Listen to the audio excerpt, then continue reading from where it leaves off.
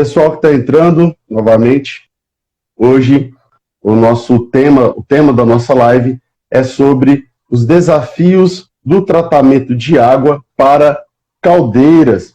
Então, antes da gente começar, para quem não me conhece, sou o professor Tiago, estou aqui representando a científica educacional, sou formado em Química Industrial, tenho o meu mestrado em Química também, estou tentando finalizar o doutorado em Química também, tá difícil. E também representar a BQ. Antes da gente começar, Leandro, eu queria que você se apresentasse, cara. Falasse para o pessoal aí quem é o Leandrão. Bacana. Então, eu também sou formado em Química Industrial, trabalho em tratamento de águas há aproximadamente 7 anos. Hoje eu sou especialista em tratamento de águas. Costumo dizer que toda parte que a água está presente, a gente consegue trazer algum tipo de solução. Atuo numa empresa de São Paulo, atuo na parte de consultoria técnica aqui, trabalho com vendas para a parte de produtos para tratamento de água, parte de caldeira, torre de resfriamento, condensador evaporativo, sistema de água gelada. Também na parte de equipamentos, seja osmose, abrandador, DSMI, tanto dimensionamento, quanto consultoria também para fazer com que esses equipamentos funcionem bem. Atuo também na parte de alguns clubes na região, na parte de tratamento de água de piscinas também. Também atuo na parte de condomínios, aí nessa parte de tratamento de água de poço artesiano também. Enfim, toda essa parte que a água está presente, a gente tem condição de propor soluções aí e resolver problemas. Show! Cara, e entrar aí de novo algumas pessoas. Ó, o grande Rafael. Hein? Aí é Aí fera, sim, aí é hein? fera. Cara, é outro nível. E já tá tudo preparado já. Semana que vem. Já vou até me Não, postura aqui, cara. a gente tem que até se posturar melhor, porque senão depois ele fica lá, você tava na live com a coluna torta. Que ele é desses, viu, cara? Só assim para encontrar meus amigos ricos. Galera, a nossa intenção aqui hoje é falar sobre tratamento de água para caldeiras, porque caldeira industrial, o Leandro vai explicar melhor, mas se você não tiver esse tratamento correto, você pode ter alguns problemas. Esses problemas podem ser desde de problemas com possíveis acidentes, o Leandro vai falar sobre isso aí melhor, até mesmo questão de rendimento e perca da eficiência da sua caldeira. Leandrão, antes da gente começar, cara, eu queria que você explicasse para o público o que é uma caldeira industrial. Bacana. Caldeira industrial, então, nada mais é do que um sistema gerador de vapor, ou seja, nas indústrias, nas fábricas, de modo geral, os principais processos são baseados em troca térmica, seja para aquecer ou para resfriar algum tipo de equipamento. E a caldeira nada mais é do que um sistema gerador de vapor. A partir daí, você tem uma condição de temperatura que é elevada por conta do combustível, que muitas vezes é o cavaco, biomassa, ou óleo diesel, ou óleo mineral. Ele esquenta essa água dentro da caldeira a uma determinada pressão e uma determinada temperatura. E esse sistema, então, vai gerar vapor para trocar calor lá dentro da fábrica, seja para cozimento, seja para simplesmente troca térmica, seja para passar por alguma camisa e trocar calor em algum sistema. Então, o objetivo principal das caldeiras são para trocar calor, são geradores de vapor. Dentro das caldeiras, a gente tem 3 principais tipos, que é a caldeira aquatubular, flamo tubular e caldeira mista. Caldeira aquatubular é quando o tubo, dentro do tubo tem água e fora do tubo tem fogo. Caldeira flamo tubular é quando dentro do tubo tem fogo e fora do tubo tem água. São as mais utilizadas. E a caldeira mista, você tem uma mistura de caldeira flamo tubular com uma caldeira aquatubular. Normalmente você tem a aquatubular na fornalha, que é o primeiro passo da caldeira, e a fogo tubular no restante da caldeira, no corpo da caldeira. Entendeu? Então, esses são basicamente os tipos de caldeira. Caldeiras maiores, caldeiras utilizadas em navios, muitas vezes elas são aquatubulares. Normalmente, caldeiras que trabalham com uma pressão maior, acima de 50, 60 bar de pressão aí, elas são aquatubulares, são caldeiras maiores. Mas na nossa região, as caldeiras mais utilizadas são as caldeiras fogo tubulares e as caldeiras mistas, na faixa aí de 40, 50 toneladas de vapor. Nossa. Então lá, o do navio é aquele que o tubo passa com água dentro do tubo e esse tubo é aquecido por fora. Exato, exatamente. Legal. A gente pode fazer uma analogia aí, eu não sei se eu faço a analogia correta, eu tô cheio de aluno aí, você já me corrige para não errar mais, cara. Eu sempre faço analogia, porque existem muitos alunos que já atuam na área, mas existem alunos que os caras nunca entraram numa indústria, né? Uhum. Para esses que não tem noção se passar e esbarrar ali numa caldeira o que é, eu sempre faço analogia que é como se fosse uma panela de pressão, né? Onde Exato. nós vamos pegar aquele, no lugar daquele, do escape ali, a gente vai canalizar e vai usar esse vapor para alguma coisa. É isso Exato. mesmo. Na verdade, Legal. na verdade, na própria caldeira, ela tem válvula que alivia a pressão também. Mas, de Uhum. modo geral, como na panela de pressão, quando você termina de cozinhar ali, você levanta aquela tampinha para aliviar a pressão. Caldeira também tem esse tipo de válvula, para alguma emergência, alguma coisa do tipo. Mas, de modo geral, é uma panela de pressão gigante. Lógico que mecanicamente muito mais estudada, muito mais calculada, mas o princípio é o mesmo. Gerar vapor. Exato. Não, claro que a panela de pressão não é para gerar vapor, né? Mas Não, o vapor trocar ali, calor, né? beleza. Cara, você comentou aí, a gente não estava nem no script aqui da live, mas eu achei interessante. Você falou sobre a questão dos combustíveis, né?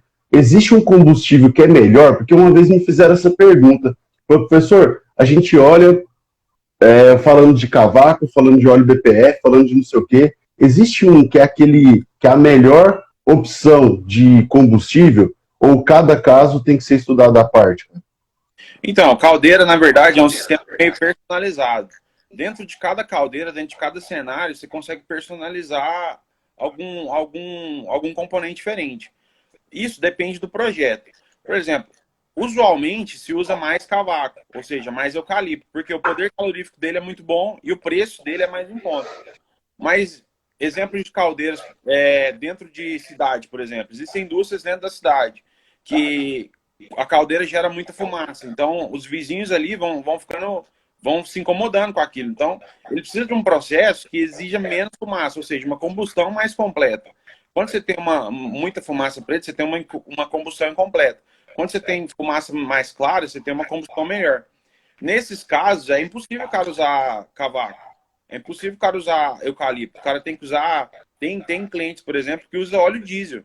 Fica caríssimo, Hum, cara. Caríssimo, caríssimo. Mas o cara tem que fazer, ele tem que usar aquilo. Porque senão vem o meio ambiente e manda fechar a fábrica, entendeu? Mas, de modo entendi. geral, o mais usual hoje é o cavaco, é o eucalipto. Você já viu aquelas propostas dos caras fazerem caldeiras utilizando resíduo como fonte de combustível, como fonte de alimentação ali de combustível? Você acha que isso é uma saída interessante para a gente, cara? Ó, eu não digo que não seja uma saída interessante. Tudo eu digo que tem que ser calculado, tem que ser avaliado. Uhum. Mas caldeira, ela trabalha muito em função do combustível, ou seja, do poder de combustão que aquele combustível tem para oferecer. Muitas vezes você tem um elemento aí que ele tem pouco poder calorífico. O que acontece? Um elemento com pouco poder calorífico, você vai ter que queimar um caminhão ao invés de queimar um carrinho de mão, entendeu? Então, é tudo Uhum. questão de processo. Às vezes o cara não tem um espaço na fábrica para ele poder estocar e o cara tem 1 hectare de Uhum. espaço para. O cara não tem esse espaço. Então ele precisa modelar para a realidade dele. Então, dentro do conceito de caldeira, a gente modela para a realidade que você tem. A realidade que você tem muitas vezes, eu sou uma usina de álcool e açúcar, eu tenho muito bagaço aqui, cara, e eu tô pagando para tirar esse bagaço. Ué, vamos testar para queimar esse bagaço na caldeira, porque você tem duas melhorias. Você tem a adição de um equipamento para para te gerar calor ali, e você tem o momento de evitar pagar para tirar aquele resíduo, entendeu? Então você tem essas duas vertentes, mas tudo é em função do processo, tudo em função da. Existem estudos hoje de pessoal que queima bambu, mas tudo é questão comercial, cara. Começar a queimar bambu, é lógico que o preço do bambu vai subir, entendeu? Hoje ninguém vai É, plantar bambu, mas começou a queimar bambu, é lógico que todo mundo vai plantar bambu e o preço do bambu vai subir. Do mesmo jeito que foi com o eucalipto, entendeu?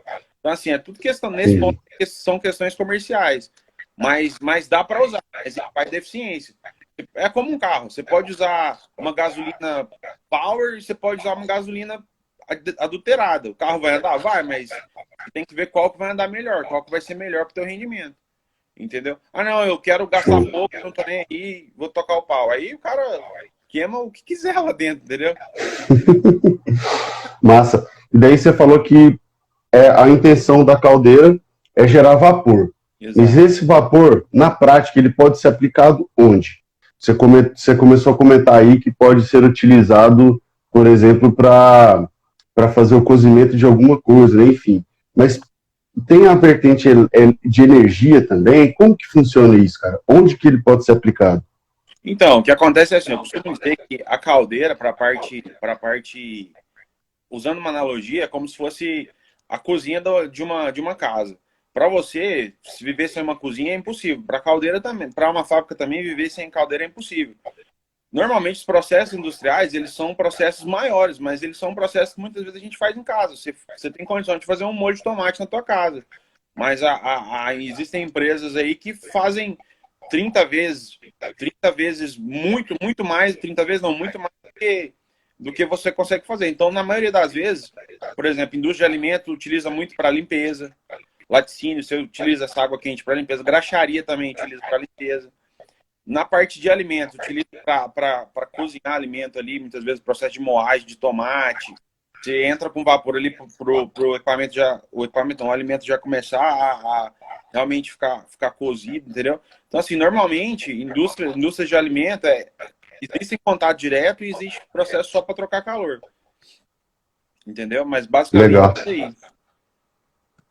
massa. E em relação a, ao tratamento de água, porque se nós vamos pegar essa água e simplesmente inserir ali para poder gerar vapor, essa água tem que ser tratada. Por que ela tem que ser tratada? Qual que é o risco? Vou te dar um exemplo. Vamos começar com o exemplo mais simples e vamos para o exemplo mais absurdo, para ser utilizado em caldeiras. Uhum. Por que eu não posso simplesmente pegar a água que vem ali da Saneago e já inserir lá dentro? Por que eu não posso, por exemplo, utilizar o efluente industrial que está sendo gerado lá na empresa como fonte de água ali? Porque se é tudo água, qual que é o problema que eu vou ter? E o exemplo mais absurdo de todos, Leandrão. Por que eu não poderia usar, por exemplo, água do mar para poder gerar vapor numa caldeira? O que acontece é assim, todos nós já sabemos que a água é o solvente universal. Ou seja, tem muita coisa dentro da água que a gente não consegue enxergar. Quando você pega um copo de água, coloca um pouco de açúcar e mexe, você não consegue enxergar o açúcar ali dentro, mas tem açúcar ali. No caso da água, no caso de minerais, não é diferente. Na água, dissolvidos ali, mantidos insolúveis, você tem cálcio, magnésio, você tem sílica, você tem ferro, você tem manganês, você tem uma infinidade de elementos que vão fazer mal para a caldeira no caso de não tratamento. Existe um mito que diz, mas eu bebo essa água porque eu tenho que tratar. A água, ela tem conceitos diferentes para o seu tratamento. Dentro da própria indústria, você tem diferentes vertentes para a água. Depois que a água sai ali da estação de tratamento, você pode endereçar ela para um equipamento que exige uma qualidade maior, um equipamento que exige uma qualidade menor e muitas vezes até para consumo. Então, assim, não quer dizer que a água para consumo ela seja ideal para uma água de equipamento. São conceitos totalmente diferentes. Se tratando de caldeira, quando você gera o vapor gerado é uma água ultra pura. Ou seja, os elementos como sílica, cálcio, magnésio, eles ficam presentes na caldeira. O que sai da caldeira é só o vapor. A sílica, ela tem tendência de arrastar um pouco porque ela é mais solúvel, mais pouco, muito pouco. A grande maioria desses elementos, cálcio, magnésio, manganês, sílica, ferro, eles ficam presentes na caldeira. E dependendo da concentração que eles estão presentes na caldeira, eles deixam de estar solúveis e ficam insolúveis. Eles começam a depositar no equipamento. Quando eles começam a depositar no equipamento, você começa a perder eficiência. E um equipamento que era para durar aí 20, 30, 40 anos, na verdade vai durar 1 ano, 2 anos ou até menos. E com uma eficiência horrível, horrível, entendeu? Tudo isso é atrelado aí já entra a questão do custo. Ou seja, se trata uma caldeira para potencializar a vida do equipamento e para com isso você tem economia também. Porque a gente está falando de equipamento 10 milhões, 15 milhões, entendeu? Caldeiras maiores. Então, assim, quem quer perder uma caldeira dessa com um ano e meio, entendeu? Entendi. E quais são os tipos de tratamento mais realizados que você faz? Porque aí também, cara, de novo, caldeira não é minha área. Talvez eu possa falar uma besteira, você pode me corrigir, por favor, cara. Mas a gente lê que existe tratamento interno, tratamento externo. É isso mesmo? Como que funciona? Caldeira, na Por verdade, exemplo, ó, eu vou ilustrar, tá? Porque isso aqui foi uma das perguntas que surgiram lá nas caixinhas. Como que funciona? A água chegou agora lá no setor de utilidades, enfim, que seja. Daí, como que você faz esse tratamento? Depende de cada água e qual que é o seu papel? O que você faz lá tratando essa água? Como funciona assim? A caldeira, na verdade, a água que vai na caldeira, o tratamento de caldeira em si, eu costumo dizer que ele tem que ser personalizado. Ele tem que ser baseado na condição de água que você tem. Inicialmente, se faz uma análise da água de reposição, ou seja, a água que vai entrar nesse processo. A partir daí, eu vou enxergar qual que é a característica dessa água. Dentro de conceitos matemáticos, eu consigo dizer se ela é mais corrosiva, se ela é mais incrustante. Baseado nisso, eu vou tentar resolver os 3 principais problemas de caldeira, que é corrosão, incrustação e arraste. Tendo em vista que eu avaliei a água de entrada, eu vou propor, às vezes, a utilização de um equipamento ou não. Por exemplo, eu tenho uma água de alimentação que tem uma dureza muito elevada. Eu vou propor nessa caldeira para a gente entrar com o sistema de abrandamento, para a gente poder ter uma água de alimentação da caldeira isenta de cálcio e magnésio. Ou seja, eu consigo trabalhar o ciclo analítico da caldeira de forma mais potencializada. A caldeira trabalha com um ciclo de concentração. O que entra vai concentrando, a gente purga para regular a concentração. Então, eu tenho sílica entrando a 10, por exemplo. De acordo com a Standard Method, que é os internacionais, caldeira de baixa pressão eu posso trabalhar até 150 de sílica. Se eu tenho uma caldeira com 30 ppm de sílica de entrada, eu vou poder concentrar ela só 5 vezes. Ou seja, eu tenho que dar mais descarga e eu tenho que... Quando eu dou mais descarga, eu abaixo a pressão. Quando eu abaixo a pressão, eu tenho que entrar com mais lenha. Isso é questão de... Então, eu vou propor o tratamento de tal forma que fique... O custo-benefício fique mais aceitável, entendeu? Então, se eu tenho uma caldeira que tem dureza muito elevada, eu proponho o uso de um abrandador, que é um sistema de troca iônica para tirar a dureza da água, eu consigo potencializar o ciclo analítico, eu tenho menos descarga na caldeira. Eu consigo até gerar economia de água, entendeu? Então, assim, nesse contexto, e baseado nisso, a gente segue. Baseado no conceito de corrosão, de incrustação, a gente vai trabalhar a base de sulfito, fosfato ou polímeros dispersos solubilizantes. Depende da condição da caldeira também. Se eu tenho uma caldeira muito incrustada, muitas vezes, eu posso entrar com polímeros dispersos solubilizantes que vai me ajudar a remover um pouco daquela incrustação. Mas não necessariamente vou remover aquela incrustação, porque eu tenho que saber a origem da incrustação. Ela se originou de cálcio, magnésio, de sílica. Incrustações de sílica, elas são mais difíceis de ser removidas, que formam silicatos que são mais aderentes. Eu tenho que usar ácido fluorídrico, eu tenho que isolar a fábrica, então assim, é um processo muito mais complicado. Mas, por exemplo, incrustações sejam oriundas de cálcio e magnésio, eu consigo remover ali com polímero muitas vezes. Entre as incrustações, entre as ligações de cálcio e magnésio, você consegue ter espaços entre elas. E os polímeros, eles entram nesses espaços como um emoluente, consegue amaciar aquela incrustação e remover. É função do polímero isso daí? Também. Mas em alguns casos você precisa entrar com uma limpeza química, ou seja, um sistema mais agressivo para poder remover daquela incrustação. Então, assim, o tratamento químico ele se baseia nesses 3 princípios. Mas, assim, tratar interno ou externamente, isso daí vai um pouco do critério. Por exemplo, eu costumo recomendar dosar os sulfito na caixa de alimentação, porque a água já entra livre de oxigênio. Deixa gerar a reação na caldeira. Eu muitas vezes recomendo tratar a entrada da caldeira, porque você já entra com uma água tratada. Entendeu? Você dosa ali fosfato, ou o próprio polímero, ou sulfito na entrada da caldeira, para já entrar com uma água tratada na caldeira. Mas assim, a reação é instantânea também. Quem dosa também na entrada da bomba da caldeira também funciona. Essa questão de tratar por fora, tratar por dentro, internamente, tanto faz, cara. Não vai gerar diferença alguma, entendeu? Nossa, cara, que explicação legal. Muita coisa eu realmente não sabia, cara. Obrigado, viu, Leandro? Você até respondeu aí a pergunta do Rafael, sobre a questão da incrustação, e o Mário fez uma pergunta que eu achei muito interessante, cara. Existe alguma relação no tipo de água utilizada com a questão de emissões de gases, enfim? Porque você comentou que existe a influência do tipo de combustível, né? Agora, tem alguma influência em relação à água? Por exemplo, se eu uso uma água com determinada quantidade de sais, eu vou ter um tipo de de emissões atmosféricas? Eu acho que não, porque não tem tanta matéria orgânica, né? Mas é isso mesmo? Na verdade, não tem muita relação, porque a caldeira, dentro da caldeira, ela é bem dividida. A parte do fogo e a parte da água, eles não têm relação.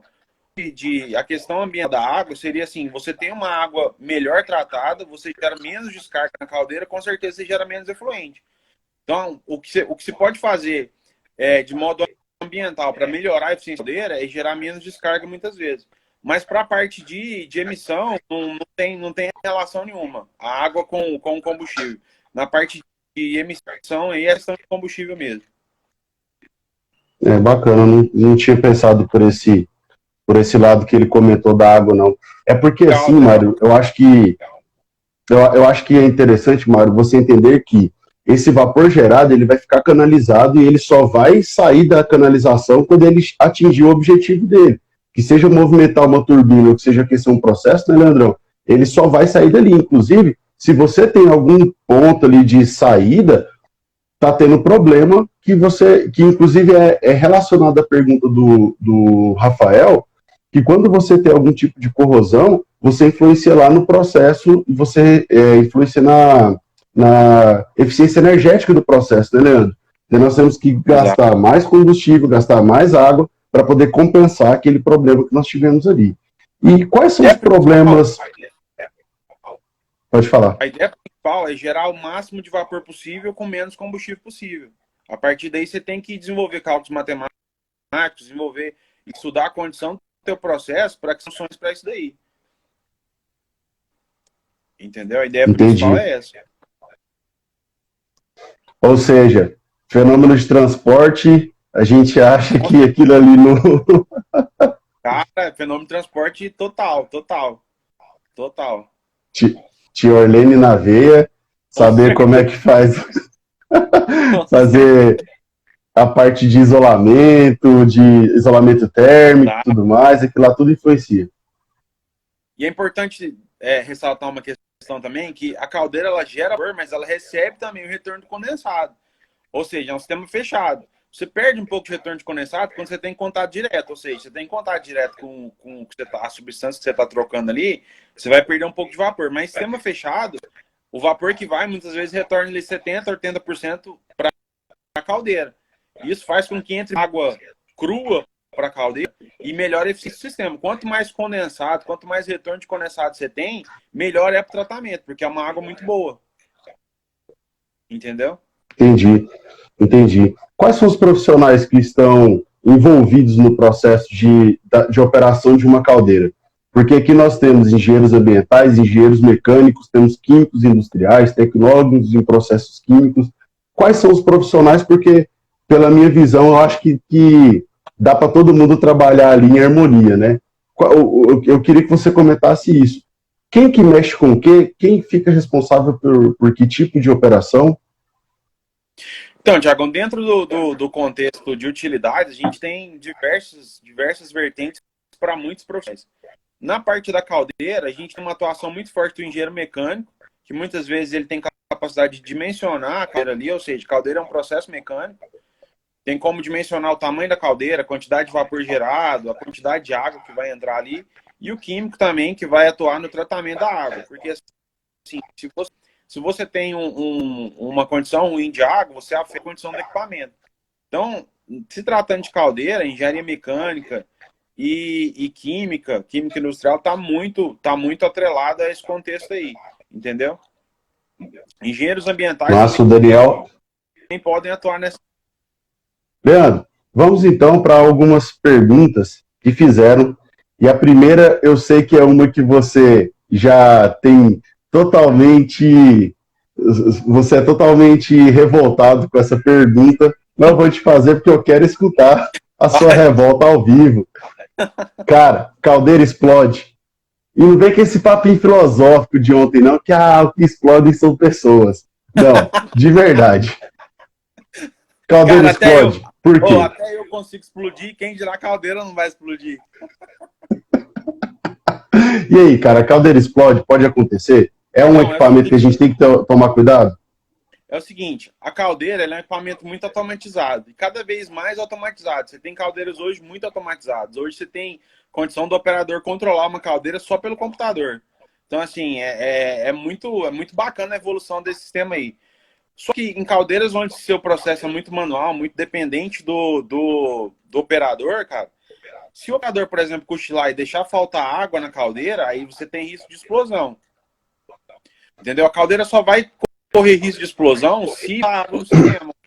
Falta água e o cara continua mandando combustível. A partir dali, a pressão sobe tanto que ela tem condição de explodir realmente. Mas nesse contexto, cara, as caldeiras hoje, por exemplo, tem caldeira que eu atendo aí que tem 10 tipos de alarme diferentes. Então, assim, para uma caldeira chegar a explodir, cara, é porque é muita Foi um negligência. erro. Muita negligência. Mas é uma dúvida minha também. Beleza. O que gera pressão dentro do sistema não é a água que está ali sendo gerada como vapor? Por que se acabar a água, a pressão do sistema aumenta? Não deveria era... Então, o que gera pressão no sistema é a água, mas também não tem só água na caldeira. Dentro da caldeira tem a câmara dos tubos e tem a câmara de vapor. A caldeira não é só água, ela tem um espaço de filtração de vapor. Então, dentro da caldeira, a questão do ar também gera vapor. Não, gera vapor não, também gera pressão, entendeu? Gera Então, pressão. assim, Uhum. gera pressão, exatamente. Então, você tem potencial de explosão do mesmo jeito. O que Naquelas acontece é assim, antigas que Thiagão. você... O que acontece é assim, cara, é igual eu te falei, muito de negligência. Há um tempo atrás eu cheguei num cliente e eu tô lá com ele, batendo papo, conversando sobre tratamento, eu olhei no computador, tava piscando. Eu falei, cara, o que é esse negócio piscando aí? Aí ele, é um alarme que eu desliguei. Eu falei, cara, você desligou o alarme, cara? Não, é porque tava fazendo muito barulho, eu desliguei. Eu falei, cara, onde é a porta que eu vou embora? Que eu vou correr daqui, vou vazar daqui, entendeu? Porque, cara, Bicho, não o tem cara fala jeito. isso, você já tá lá... Eu já falei, cara, vou pra minha casa urgente aqui, entendeu? Vou acelerar. Então, assim, muitas vezes, cara, questão Cara, operacional, ao invés de resolver o problema, o cara acha que é melhor desligar o alarme, entendeu? Então, assim, nesse bicho, eu acho... contexto, explode, cara, explode. Eu, eu dou risada, cara, porque a gente conta isso pros alunos, eles acham que é zoeira. Ou É. os caras cometem uns erros que são absurdos. Para pensar, para quem não entendeu a história, o alarme que pode estar falando que a empresa está quase explodindo, o cara foi e desligou porque estava fazendo muito barulho. É E um é absurdo, verdade, né, velho. cara? Pelo amor de É. Deus. Cara, quando eu vi Mas isso daí, eu falei, nossa, velho. Pode falar. nessas caldeiras mais antigas, nessas cadeiras mais antigas, porque hoje elas estão muito automatizadas, só que nós sabemos que tem algumas muito antigas que ainda estão em operação. Nessas mais antigas, o principal erro que pode acontecer é incrustar a saída, as válvulas de escape. O que pode acontecer? Porque assim, nós já temos relatos de algumas caldeiras que explodiram. Fora essa parte da ausência de água, a incrustação pode ser um problema que pode gerar um possível acidente, Leandro? Assim, tudo depende da intensidade da incrustação, né? Se você tem uma caldeira 90% incrustada, eu diria que é uma caldeira que já tem que ser desativada. O que acontece, Thiagão, é que a gente, infelizmente, vê muita negligência nesse processo, cara, porque o tratamento de água ele tem que ser um tratamento contínuo. A gente percebe que muita gente fala, tratamento de água de caldeira é tranquilo. Cara, não é tranquilo. É um balanço químico muito violento, muito violento. E leva anos ali para você trabalhar bem naquilo ali. O que acontece? Muitas vezes você pega a caldeira aí com 10 anos, que o tratamento não foi eficiente, ela tem sim muita incrustação. A incrustação, de fato, ela vai atuar na eficiência do equipamento. Ou seja, normalmente estudos dizem que cada 1 milímetro de incrustação geral te faz gerar 10% te faz consumir 10% a mais de combustível. Então, na verdade, você tem um maior consumo de combustível. Mas questão de explosão não tá relacionada a nível de incrustação, não. Essas caldeiras Legal. mais antigas, essas caldeiras mais antigas, elas exigem, na verdade, um acompanhamento mais próximo. O operador, de fato, ele tem que estar presente na caldeira para enxergar nível de balão, nível da água, se as descargas estão funcionando bem, entendeu? Legal. Você está comentando muito em conhecimentos, porque o cara tem que ter o conhecimento. De forma geral e resumida, né, quais são os conhecimentos que uma pessoa tem que ter para ser um bom operador de caldeiras? E já até uso aí a pergunta do Rafael. Leva em torno de... É possível aí, é muito difícil gerar um bom operador de caldeira? Quando eu te pergunto dos conhecimentos, porque tem a ver com uma pergunta que fizeram lá em cima, sobre o tipo de profissional que vai atuar lá. Então, quais são os tipos de conhecimento? O cara tem que ter conhecimento mais da parte de operações unitárias, o cara tem que ter conhecimento de química, o cara tem conhecimento de química analítica para fazer as análises. O que você acha? Então, existem, dentro da caldeira, existem diferentes cenários de trabalho, né? Vamos falar da parte operacional, operadores.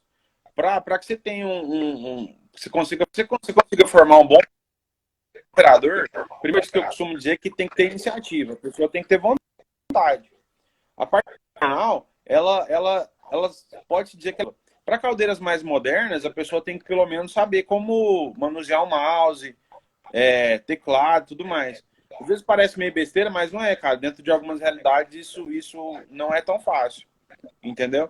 Então, assim, para a questão operacional, o cara tem que ter vontade e conhecimentos básicos, conhecimentos de abrir e fechar uma válvula, de enxergar uma questão de nível, entendeu? Então, são mais conhecimentos desse tipo.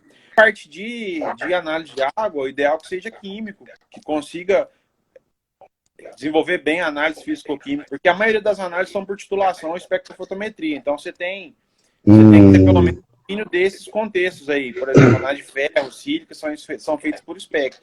Análise de cálcio, magnésio, manganês, são normalmente feitos por titulação. E o Rafael comentou um negócio que é importante, que muitas vezes esses caras podem estar aí apenas, assim, pode ter uma escolaridade a nível médio, né? Então, realmente, talvez a operação de alguns equipamentos pode se tornar difícil. Teve outra pergunta, Leandro, que fizeram na caixinha de perguntas da Científica, que falava o seguinte: existe alguma relação entre a eficiência energética da caldeira e um processo de corrosão? Assim, como eu te falei, caldeira ela é baseada em cálculos matemáticos. O problema de corrosão, na verdade, ele vai de fato ser um problema se, por exemplo, furar um tubo.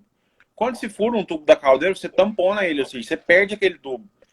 Então, se a caldeira tem 150 tubos, é porque é realmente importante ter aqueles 150 tubos ali. Quando você perde um tubo, você perde a eficiência da caldeira de fato. Então, a corrosão, nesse ponto, ela vai influenciar a eficiência da caldeira, sim, porque você tem menos troca térmica ali, entendeu? Mas, assim, corrosões menos acentuadas, ela não tem nenhuma questão na eficiência da caldeira. Corrosões mais severas. Quando você perde um tubo, por exemplo. Mas corrosão é corrosão. Você tem um início de corrosão, ela vai aumentar, ela não vai parar, entendeu? Entendi. Fizeram outra pergunta que tem a ver com essa pegada que você fez agora aí, com essa abordagem que você fez agora. Tem na verdade, como que nós podemos obter a melhora da eficiência energética em caldeiras?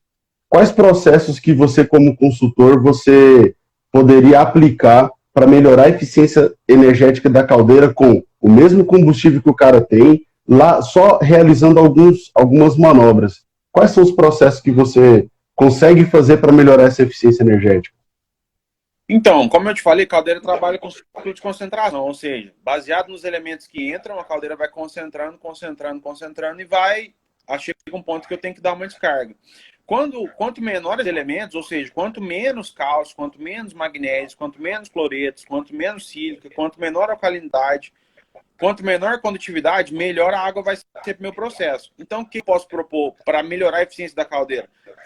Fazer com que essa água de make-up, essa água de entrada, seja de melhor qualidade.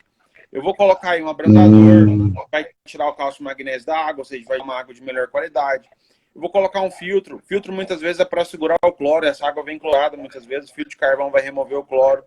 Eu vou colocar um desmi que vai remover o cálcio, o magnésio, o manganês e a sílica. Eu posso entrar com uma osmose, que vai remover cálcio, magnésio, manganês, sílica e cloreto.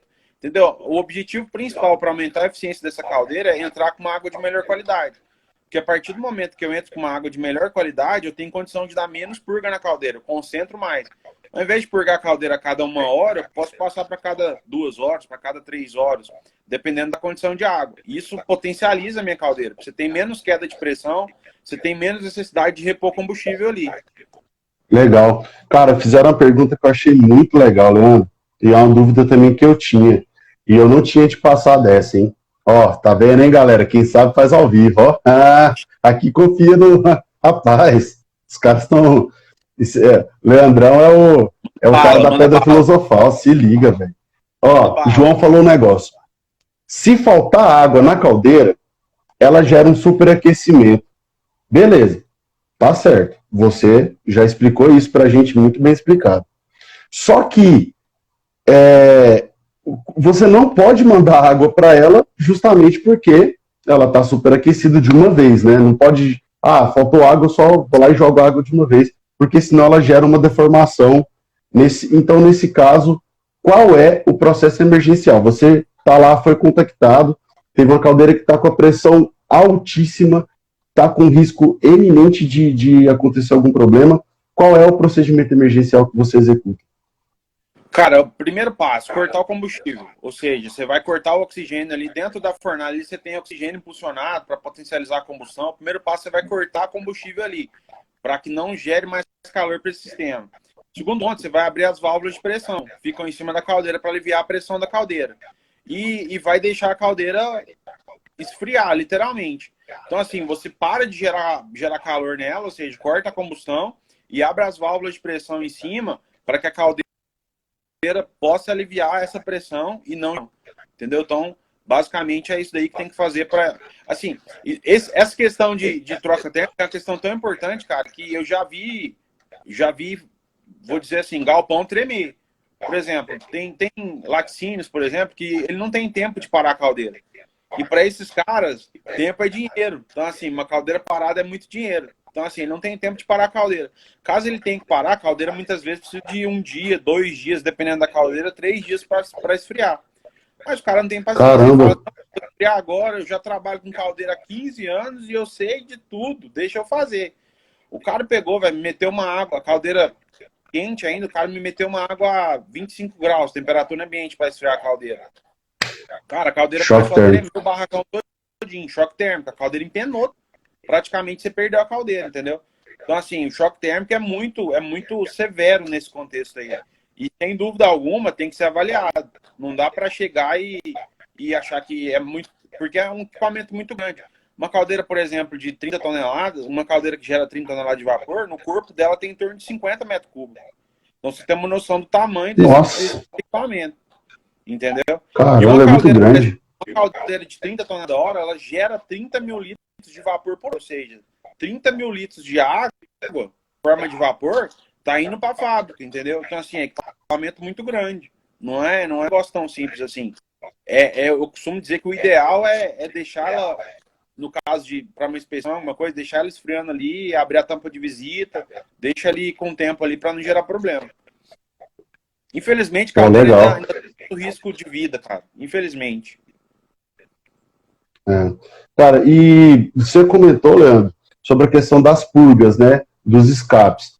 Essa água, esse descarte que está sendo realizado ali no processo para poder retirar a quantidade de íons, que você também já explicou, a retirada de sais, enfim, isso já pode ser mandado direto para a ET, ou qual que é a destinação mais correta para fazer com essa água que está com a concentração muito elevada de sais?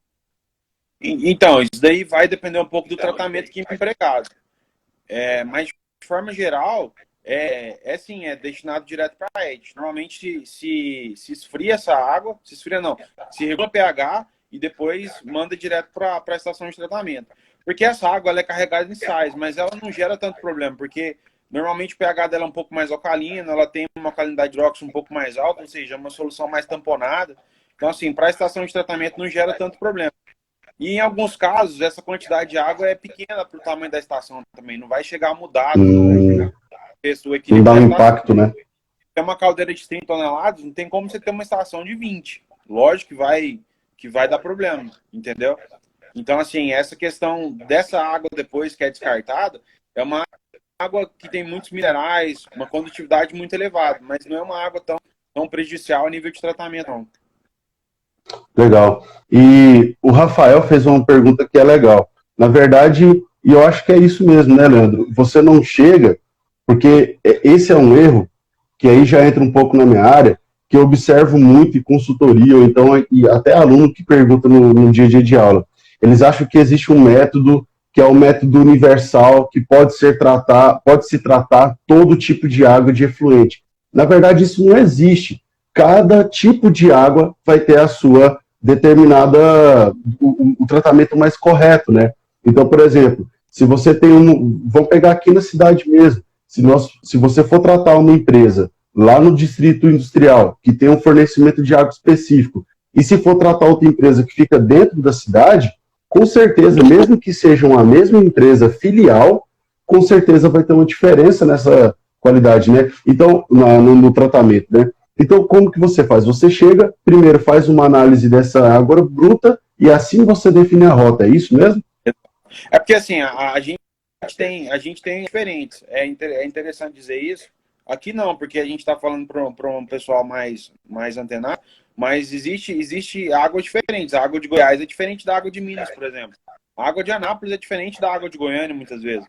Então, muitas vezes você tem que trazer um tratamento personalizado daquela condição de água, entendeu? Legal. O João fez outra pergunta também que é importante, cara, que a gente não comentou. Você falou sobre a questão de utilizar alguns tipos de combustíveis para essa caldeira. Dentre esses combustíveis, você comentou até sobre a questão do cavaco de eucalipto. No caso do cavaco de eucalipto, esse cavaco pode estar úmido. Isso vai influenciar no processo de queima dele, né, Leandro? Como que você recomenda para a operação dessa caldeira se esse cavaco tiver um pouco úmido? Normalmente, a gente tem diferentes tipos de, como eu disse, depende do processo. Você tem caldeiras maiores, que normalmente utilizam cavaco, ou seja, o eucalipto picotado, você tem uma eficiência maior superfície de contato, então a queima ela é um pouco mais rápida. No caso do eucalipto, normalmente o pessoal deixa secar. O objetivo é esse, para diminuir a umidade do sistema. Porque a umidade, na verdade, vai gerar uma combustão não tão eficiente. Então, assim, ao invés de usar 600 quilos de cavaco para gerar 1 tonelada de vapor, por exemplo, uma lenha úmida, você vai ter que usar 650, 700. E aí já entra aqui, o cliente gasta 6 milhões, 5 milhões por ano com esse tipo de cavaco. Né? Então, tudo, uma lenha com mais com PCI mais baixo, você acaba tendo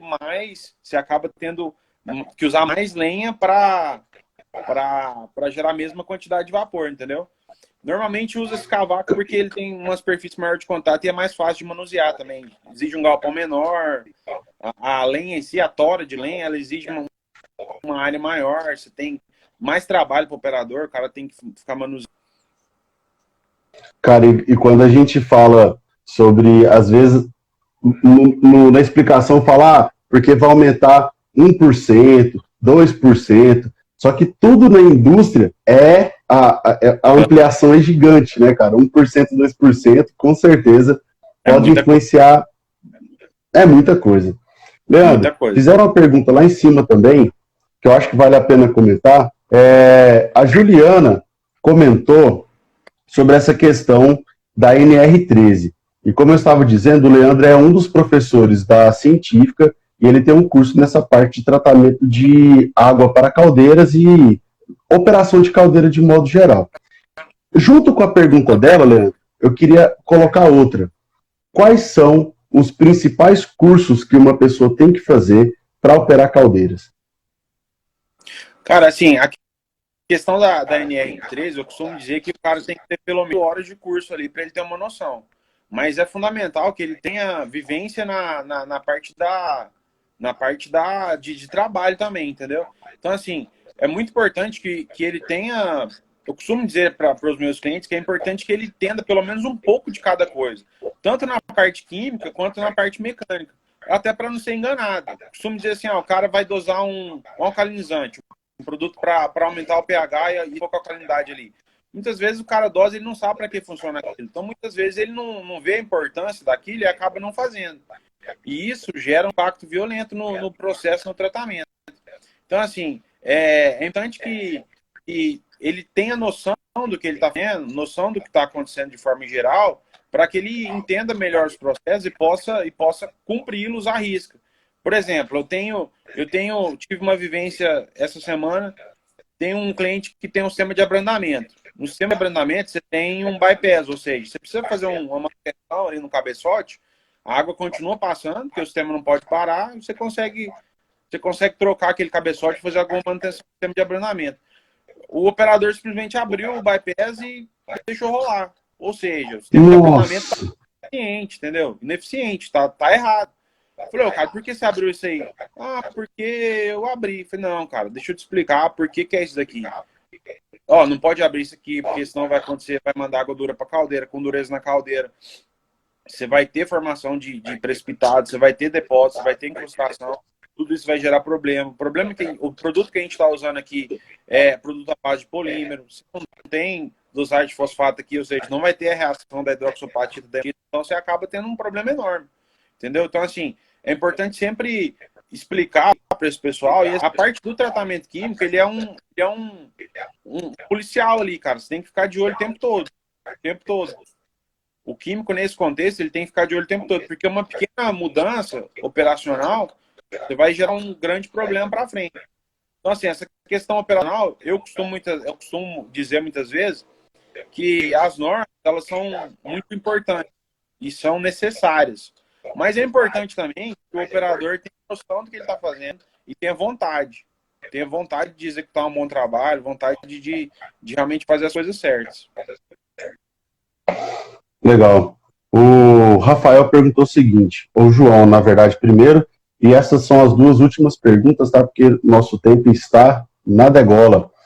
Olha só, o João falou o seguinte, nós comentamos agora há pouco, Leandro, sobre a questão dos resíduos, certo? De utilização de resíduos como possíveis combustíveis. Você já viu algum projeto desse na prática que usava resíduo? Já vi alguns processos, sim, mas são processos combinados, ou seja, ele utiliza ali de cavaco e um pouco do resíduo. Tem se usado muito bagaço de cana também. Tem se estudado o poder calorífico desse tipo de material. Tem se estudado também o poder calorífico do bambu, mas sempre em parceria, pode-se dizer assim. O eucalipto ainda é predominante ainda. Nosso famoso, eu tô enrascado, cara, porque hoje, semana que vem, quando a gente entrevista amigo, a gente fica meio tenso, né? Porque se a gente fala o apelido, os caras vão e falam, aí o apelido espalha, a gente tem que tomar muito cuidado. Mas aquele nosso amigo, você sabe, né, o apelido dele, ele falou o seguinte, mas a pergunta dele é muito boa, cara. Eu tô rindo porque realmente é massa, eu tô rindo do desfecho da pergunta dele. Ele falou o seguinte, ó, mestre, além da técnica de química, engenharia, que você já comentou, aplicada a esse assunto, eu queria, e eu acho que é a forma ideal de terminar com essa live, cara, que foi muito legal. Como que é atuar na área comercial, Leandrão? Porque é o seguinte, o Rafael falou de forma muito correta. Na graduação a gente não aprende a vender serviço, cara. E isso é muito ruim. Ontem eu participei de uma live que eu falei sobre isso. A gente não aprende a ser empreendedor, a gente não aprende a lidar com pessoas, a gente não aprende que você está dependendo das suas vendas para sobreviver, mas tem dia que o dono da empresa não quer te escutar. Então, ele finaliza com a pergunta que eu achei legal, por isso que eu estou rindo. Ele falou assim, ó, qual que é a dica de $1 milhão que você deixa aí para a turma relacionada a essa parte comercial, que quem conhece o Leandrão sabe que o forte dele não é tratamento de água, o forte dele é vender. E aí, o que você dá de dica, cara? Quais são, cara, eu vou resumir a pergunta dele. Quais são as características que você espera de um bom vendedor, tendo em vista que não se aprendeu isso na faculdade? Cara, é assim, ó, eu enxergo vendas como transmissão de conhecimento. Eu vou transmitir meus conhecimentos para alguém e alguém vai me pagar por isso. baseado nisso, cara, eu acho que o principal é conhecer bem do que você está falando. Você precisa entender bem do que você está falando. E a partir daí, você vai se dispor. Porque, assim, a gente... Muitos profissionais que às vezes não tem tanta... enxergam a vida de uma forma diferente. Acham que só tranquilidade, só luxo, só requinte. Não é bem assim, cara. Eu vejo que muitas vezes a pessoa precisa ter vontade e saber bem do que está falando e cumprir bem os processos. Porque hoje, você pega... Não é só vender. Você faz acontecer, é sucesso garantido, entendeu? E o processo. E reproduzindo o processo com eficiência, cara, o cliente vai ficar satisfeito, vai te recomendar para outra pessoa, vai recomendar o teu serviço. O que eu digo sempre é buscar conhecimento. Busca conhecimento na tua área, busca conhecimento no que você faz e entenda que na vida é troca. Você vende teu tempo para uma empresa e a empresa compra o teu tempo. Da mesma forma que um produto. Você vende produto, a empresa compra produto. Baseado em alguma necessidade, baseado em alguma questão. Entendeu? Então, o resumo disso é, seja igual a ET Bilu, né, cara? Transmita, busque conhecimento. Exato. Aí sim. Galera, com essa frase de efeito, eu queria agradecer a live de hoje. Leandro, hoje para mim foi uma aula. Cara, eu estou muito feliz. Para quem não sabe, nós temos mais 2 minutinhos só, vou tentar ser o mais breve possível. Para quem não sabe, nós estamos na maratona científica, maratona ambiental. Ontem foi o Dia Mundial do Meio Ambiente e as lives do mês de junho serão todas voltadas para a temática ambiental. E eu acho que a gente não poderia começar de forma melhor. Cara, muito obrigado, aprendi muito sobre tratamento de caldeiras hoje. Fico muito feliz em ter você por perto aí para poder ensinar para a gente, apesar de você esquecer dos amigos. Mas parabéns, Leandrão. Queria que você se despedisse aí rapidamente da galera para a gente encerrar a nossa live. Cara, só tenho a agradecer também. É sempre um prazer estar junto contigo. Você sabe que você é um parceirão meu aí. Te admiro muito. O trabalho que você tem feito aí tá sensacional. E assim, continue nessa pegada aí que você tem conseguido transmitir muito conhecimento para muita gente. Isso normalmente é pago. O pessoal não entende que um bate-papo desse aqui é riquíssimo. De forma gratuita desse jeito aqui. A gente muitas vezes paga caro para ter tipo de curso como esse aqui, entendeu? Então, assim, sensacional, cara. Sucesso sempre aí. Muito bom estar contigo. E um abraço pra cara, galera também.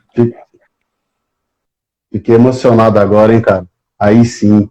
Galera, muito obrigado. Sábado que vem, nós temos mais uma live de grande valor com o nosso amigo Rafael. Vamos falar sobre gestão de pessoas, como se tornar um líder de excelência na área ambiental. O cara é um monstro sagrado dos conhecimentos Jedi da gestão de pessoas e de drinks.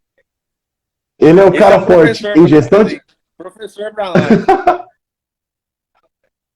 Ele é um cara forte em gestão de pessoas e um cara forte em drinks. Galera, muito obrigado. Até semana que vem. E conto com vocês sempre nessas lives da Científica, tudo bem? Forte abraço. Obrigado, Leandrão.